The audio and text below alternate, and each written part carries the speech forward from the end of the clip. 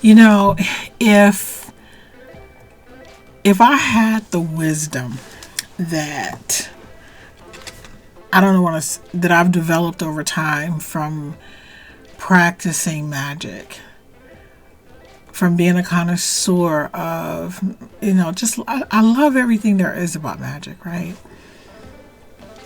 But you know what? I would have, I don't know if I would have created a channel around magic. I feel like that was a mistake. And now I don't know how to pivot. And I say that because I'm realizing that there are people who may feel like, oh, the only reason she has 2 masters and a doctorate degree is because she probably did a spell. I didn't even know magic at that time, every time I create something, people think, oh my God, it's because she's performed, she's performed some type of magic. She's in a relationship with, evil, or with, Satan or somebody, and that's why she is doing these things. But if she was just like the rest of us, what was I thinking, guys? What was I thinking? I don't know what I was at the time. I just thought we're gonna make some candles together. We're just gonna talk about magic, but I didn't understand that I don't know.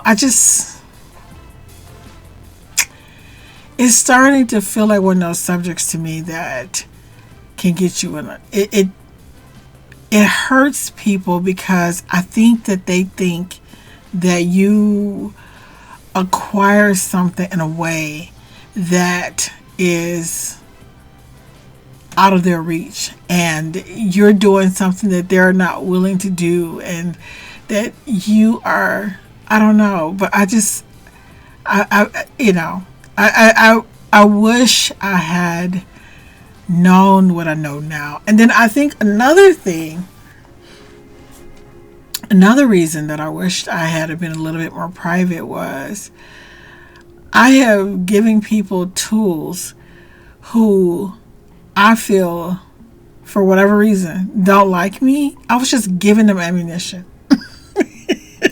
Like, why would I didn't know. I didn't know that your mere presence. Yeah, guys. Oh my God. I didn't know that you could think to yourself, well, I haven't done anything to this person for them. Excuse me. For them not to like me. But that's thinking very childlike and naive, that, oh, I haven't done. No, people don't like you for whatever reason. They don't need a reason not to like you. And I feel like sharing all of this information about all of these books, it just seems like, it doesn't seem like a wise thing to do. I just didn't know it at the time. I did not know. I think now, moving forward, it's like I still love it, right? But I don't know if I want to talk about it openly like that. Because one, again, like I said, it attracts people who just want to use it to hurt or try to hurt people. But then the other thing is, to me, it makes people feel like, oh, I haven't done something amazing yet, so here it is. Magic becomes their project. Magic can't be your project. It's a tool to help you with your project. Like the first 3 Jungle Beauty Goddess books. Oh yeah, I burned some candles. I had a couple things I was working with, but they didn't write the books for me. Like I wish people understand that I kind of feel like I had a really bad example pop in my head. A really bad example. But it's kind of like, I was going to say, like, if you have to use the bathroom and you take something to help, it's like it doesn't do it for you. It doesn't take you to the bathroom. It doesn't, you know what I mean? Like I'm running out of bad examples. I'm tired. But the point I'm making is I don't want anybody to think that, oh, you have a book and now it doesn't mean that you don't have to experiment anymore. You don't have to go through anything. It's all going to be so easy for you from this point forward. All you have to do is, go and buy my favorite books by Damon Brand and the Gallery of Magick. But you just go and buy your books and sit back, and now you have a library of books and you're just doing one, ritual after the other, and you're not seeing any results because you're not working on anything specific. So I guess in an ideal situation, I feel like, let's say you are in college, right? And you are taking classes and you want to pass your exam, or you want to find a good teacher. You still have to go to class. You still have to, find the teacher. You still have to do the work. It's just that let me tell you how magic works for Cassandra. I have found that if I do a ritual for something, a lot of times I'll get a clue about a certain, don't take this route. Like I know this is silly. This is silly what I'm about to say, but this is really a perfect example of how it all works for me. So there's a lady who, when I would go get my nails, I like my nails long, okay? I like long nails because my hands are big. I feel like I have big hands, at least in my opinion. Because my mother's like, your hands not big. They look big to me. And long nails, to me, make my fingers look slimmer. Besides the fact I just love long nails. I love long nails because they look glamorous and they look, oh, you know what I mean. But anyway, and plus when my kids were young and when I was in school, I couldn't have long nails because I had a lot of work to do. There were diapers and cleaning and homework and just a lot. So it's almost like a treat for myself. But anyway, there was just one lady, no matter how many times I would tell her I like my nails long, she would say, what do you need long nails for? You can't do anything with them. She said it make it hard. She said, like long nails. She would tell me, like long nail. No. It's no good for you. It's no good for you. You can't work with long nails. So I would say, yeah, but I like them. So long story short, she would do my nails, and every time she finished my nails, they were way shorter than I wanted them to be. And she said, no, I filed them down. She said, when I had to shape it. I had to do this. And I just decided I cannot go back to this woman. I can't, because no matter how many times I would tell her I like my nails long, she would always file them down to what she thought was appropriate. She said, you can do your hair, you can do these, you can do more things. They're still long though. And I was like, no, I wanted to keep that length. She said, no, the reason you don't have that length is because I had to shape it. Long story short, she would always find a way to make my nails short, and I hated it. So one day, I know this is silly, but this is how magic works to me. I did a little ritual because I wanted to find somebody who could do my nails the way I like them. And what happened is, the day that I had planned to go to get my nails done, I overslept. I was like, okay, but but see, now that I know how magic works, I overslept because I needed to get out of the cycle of people who wouldn't do my nails the way I like them. So I overslept one day, and I realized I was being rerouted by my spiritual team because it was important to me. And then on the way there, I missed my exit. So I've never missed my exit before. I missed my exit, the next day. I think the next day it rained really hard, so I didn't go there that day. Then the very next day, when I finally was able to go, it rained. It wasn't raining that day, but I missed my exit. I don't know how I missed my exit. But guess what? You know the rest of the story. The guy who did my nails, he was phenomenal. Like, I really loved the way he did my nails, the care he put into my nails. And I feel like with all my heart, the reason that everything happened, the magic that happened, that's how I think magic happens, is, okay, she's going to oversleep today. It rained the next day. I know you're thinking, like, why would God do that for? Because I wanted my nails. It was the first time I had left the shop, and I was just happy with my nails. Like, they were the length that I wanted. He didn't argue with me. He didn't try to, follow them down. He did exactly what I asked for, and he made me feel like I knew what I liked. But every time I use magic, to me, what happens is I would get a good idea. And the idea wouldn't turn out, maybe it wasn't perfect and I would have to work on it. But I learned that it was like a clue, like follow through on this idea and then the next idea will come. But it was never like I Dream of Jeannie, where, remember I Dream of Jeannie, when she would just do like this and things were like boom, or Bewitched. No, it's not like that. You get these inclinations, you get these feelings, and you act on them. I've learned to accept the grace of like not letting things, like, it may appear that something isn't working out for me, but knowing that behind the scenes I know that it is working out for me. And I tune my thinking to, okay, I know that I got to keep my eyes open, because it's gonna come about in a way that's unexpected. Like, I may see a commercial for a certain lotion, or like, it just depends on what I'm looking for.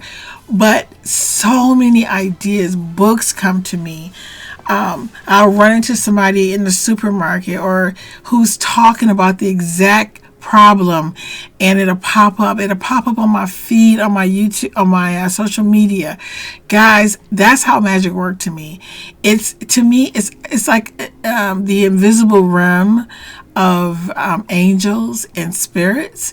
They correlate, like, I want to say collective psychic energy. That's what I believe. I believe they work with psychic energy, especially. Yeah, I do. And so my mind is able to conceive an idea or see something or talk to somebody and say, okay, so this person is now telling me that, I remember when I did this is another, I want to be careful with medical stuff because it can get your video flagged. But a lot of it is, I'll do a ritual for something, and over the next few days, sometimes it's instant, I'll receive ideas that I follow through on. I've learned to follow through on the ideas. I have faith. So, with that being said, when I see someone say, oh, I'm no longer working with the angels, Mr. Magic Mike, I feel like, dude, I'm still working on my book. I'm still in Success Magic. I have 3 weeks to go. How did you beat me?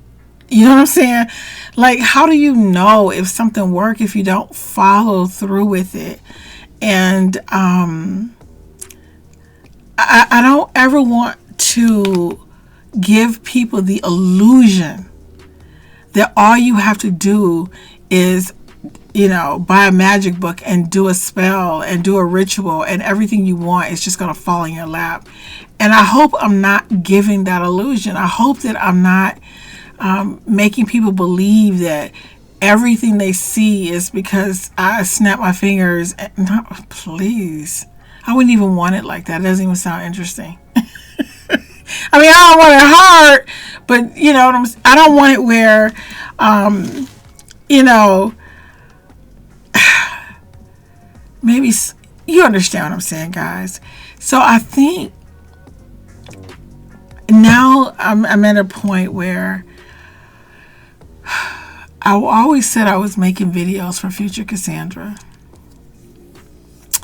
and the people who are on a magical journey, and that maybe we could, you know, have an open, honest conversation and help enlighten each other, and, you know, maybe share different techniques and strategies.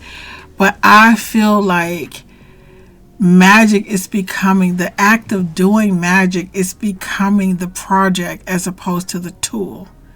It is a tool to help you with your project. It is not the project. And I know sometimes people say, well, you know, it doesn't work. And,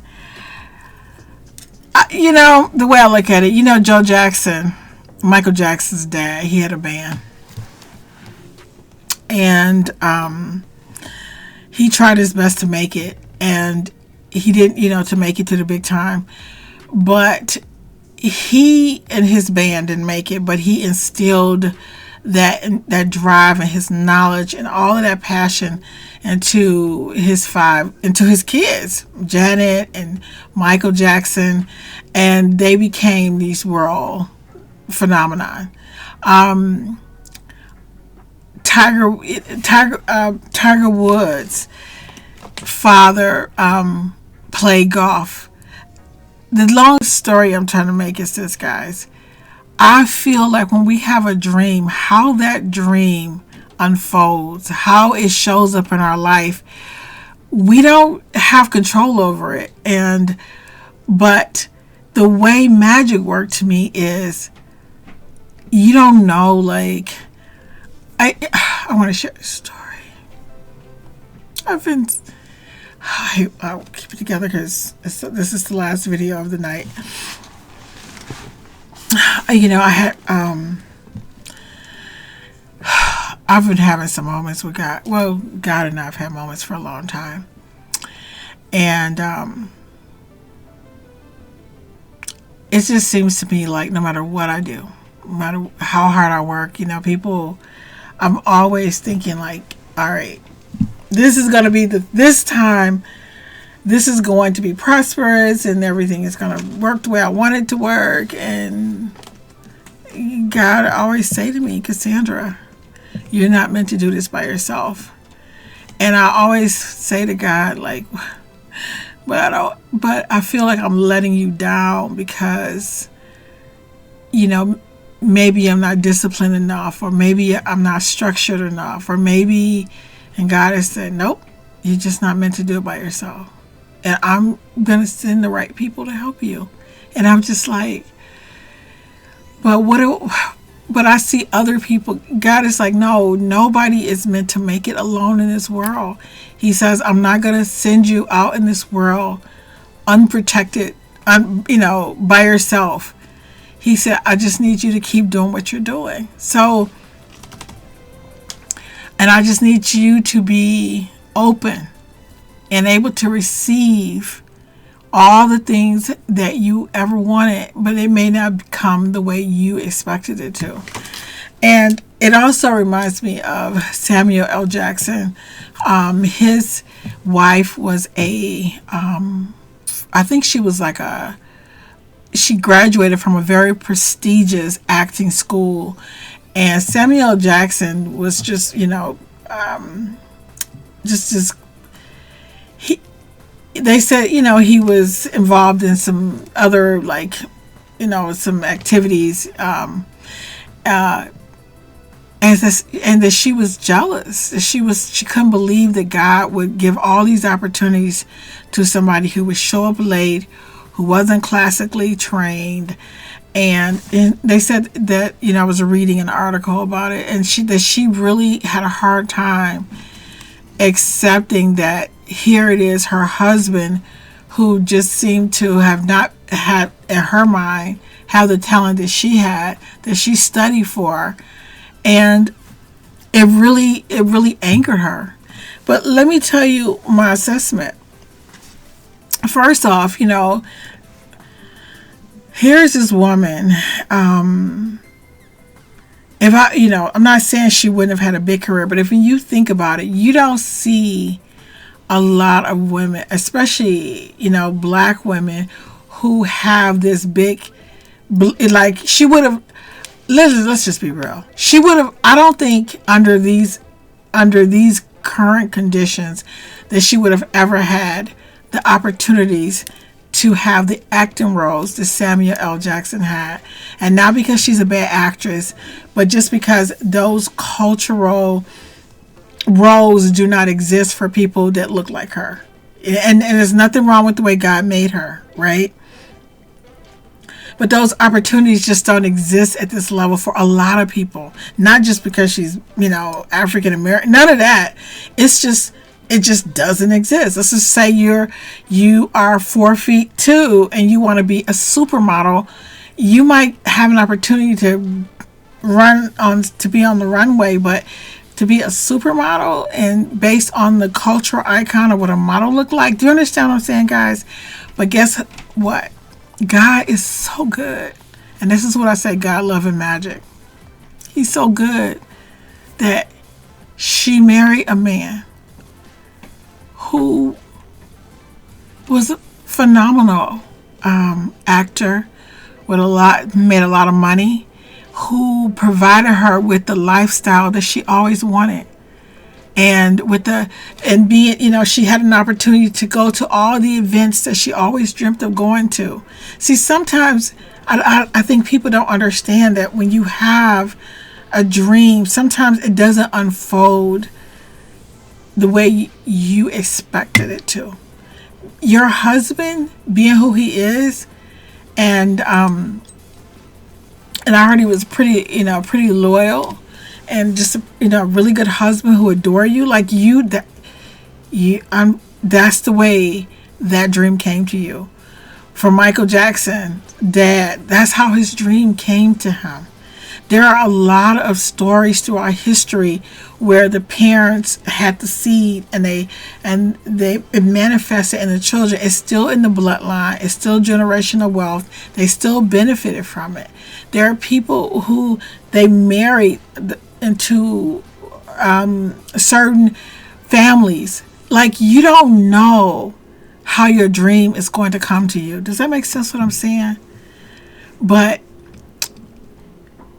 you have to be able to receive it and know that based on the current conditions of planet Earth, that God is going to give it to you, going to bring it to you in the best way He can, based on all the conditions that is most suited for you. So I just want you guys to know that I don't want to not show up and not talk about magic, because I love magic. But I never want to mislead anybody into thinking that that you want to, buy a book. I think it's in Greater Words of Power by Damien Brand, where you can, say you want to pass an exam, you're going to go do a ritual and go to sleep. Yeah!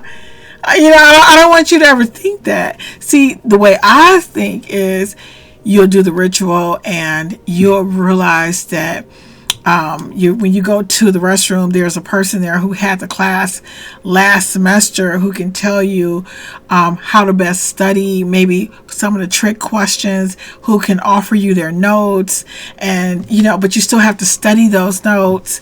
You understand what I'm saying? Or maybe there's a snowstorm and you have an extra day to study, or something happens where you get time off from work, so now you would have otherwise been at work, but now you're able to take that time off to study. That's how I think magic works. So I just want to be clear about that. I don't want to ever, and that's just my opinion. Now, I know everybody have their own experiences, their own testimony, right? But as a person who loves, magic, and always want to inspire people on their journey to their dreams, but I don't want you to ever think that you can just, do a ritual and go to sleep and the spirits are going to take and maybe they will, depending on what it is, because maybe it's out of your hand, because maybe you've done everything and maybe now you need that break, you need that assistance. But I think just keep in mind that what I'm saying to you is the whole concept of magic and the whole, you still, I don't know who said this. They said something like, you pray as if God exists, but you act as if he doesn't. And that would be my advice about magic. You pray, you do your magic ritual as if it is going to manifest, but you act like, when acting mean like you do the work, you study, you write the book, you follow through, you do everything that you can within your power, and let the magic grease the wheels of your elbow grease. I really hope this video helps someone. Thank you so much for watching, and I look forward to seeing you, darlings, in the next video.